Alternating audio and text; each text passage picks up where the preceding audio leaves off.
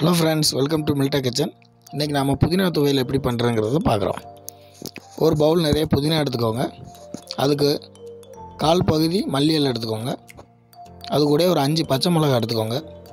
ஒரு சிறு துண்டு புளி எடுத்துக்கோங்க. ஒரு பெரிய வெங்காயத்தை வெட்டி வச்சுக்கோங்க. ஒரு சின்ன பவுல் நிறைய தேவைக்கேற்ப தேங்காய் சேர்த்துக்கோங்க. அது கூட ஒரு 7 பல் பூண்டும் ஒரு சிறு துண்டு இஞ்சி எடுத்துக்கோங்க. அடுப்பை பற்ற வச்சு கடாயை வச்சு அதில் ஒரு 2 கரண்டி எண்ணெய் ஊற்றிக்கோங்க.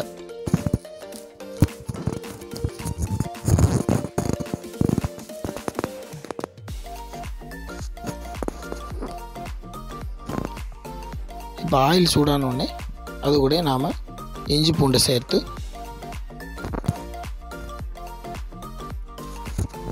கூடவே நறுக்கி வச்சுருக்க வெங்காயத்தையும் சேர்த்துக்கலாம்.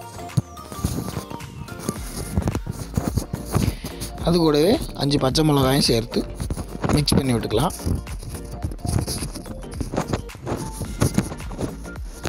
வெங்காயம் கொஞ்சம் வதங்கி வந்தோடனே அதில் மல்லி இலை சேர்த்துக்கலாம். கூடவே புதினாவையும் சேர்த்துக்கொள்ளலாம்.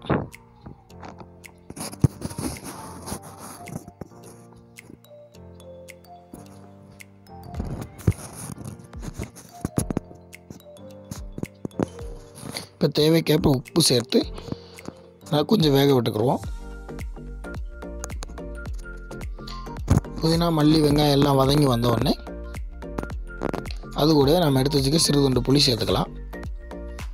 கூடவே எடுத்து வச்சுருக்க தேங்காயையும் சேர்த்துக்கலாம்.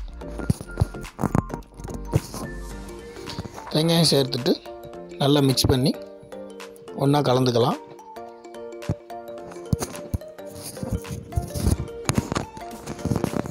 இப்போ அது ஒரு மிக்ஸி ஜாரில் மாற்றி அரைச்சி எடுத்துக்கலாம்.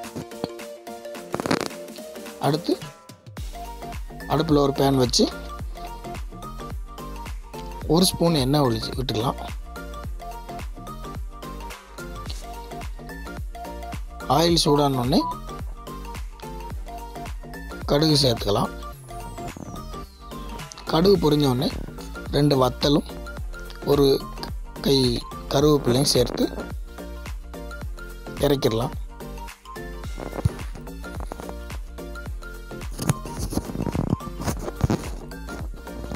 இப்போ அதை துவையல் மேலே சேர்த்துக்கலாம்.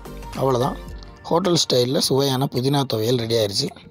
இது வரைக்கும் என் சேனலை சப்ஸ்கிரைப் பண்ணாதவங்க மறக்காமல் சப்ஸ்கிரைப் பண்ணிடுங்க. தேங்க்யூ.